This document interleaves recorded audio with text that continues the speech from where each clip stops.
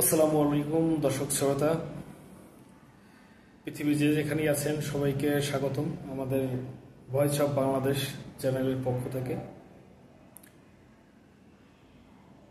আশা করি পৃথিবীর যে প্রান্তে যে আছেন সবাই ভালো আছেন। মহান রাব্বুল আলামিনের কৃপায় আমিও ভালো আছি। আপনাদের সঙ্গে একটি গুরুত্বপূর্ণ বিষয় নিয়ে আলোচনা করার জন্য আসলাম।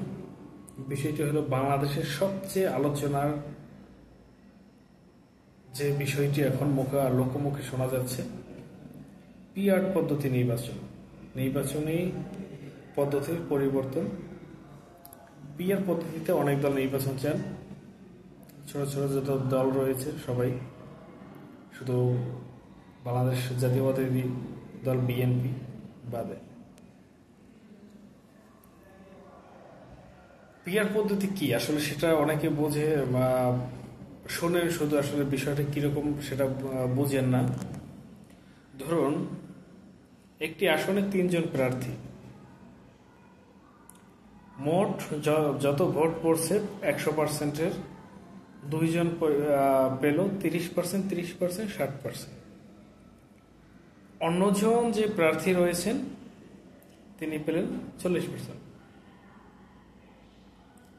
আমাদের বর্তমান যে বিদ্যমান নির্বাচনিক ব্যবস্থা, সেখানে জয়ী হলো যে ৪০% ভোট পেল সে, অর্থাৎ 60%, ৬০% মানুষ তাদের সমর্থনের প্রার্থী হেরে গেল, জিতল কে ৪০%। অর্থাৎ ৪০% ভোটের ভ্যালু আছে, বাকি ৬০% ভোটের কোনো ভ্যালু নেই। এটাও একটা সমস্যা। গণতান্ত্রিক উপায়ে যদি ৭% লোকের যদি ভোটের ভ্যালু না থাকে, মূল্য না থাকে, এই জন্য তারা পিআর পদ্ধতির কথা বলছেন। এখন পিআর পদ্ধতিটা কি? আপনি মোট যত ভোট পাবেন সেই অনুযায়ী মোট ভোটের পার্সেন্টেজ অনুসারে আপনি যত পার্সেন্ট ভোট পাবেন তত পার্সেন্ট আসন আপনি পাবেন সংসদে। এতে করে হবে কি, ছোটখাটো যত দল রয়েছে তাদের পক্ষে সংসদে যাওয়ার বিষয়টা সহজ হবে। এটা আবার বড় দলের জন্য সমস্যার কারণ। এর কারণে তাদের অনেক আসন ছুটে যেতে পারে। যেরকম ধরুন নতুন কোনো দল আসছে, সারা বাংলাদেশ থেকে মনে করেন যে সে 3% ভোট কাস্ট করতে পারছে, মোট আসনের 3% আসন সে পাবে।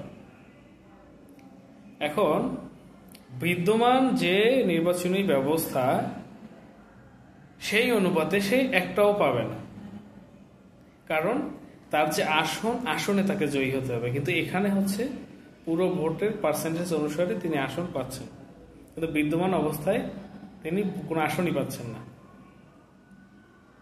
এই হলো সংক্ষেপে পিআর নির্বাচন পদ্ধতি। আশা করি সবাই বুঝতে পারছেন।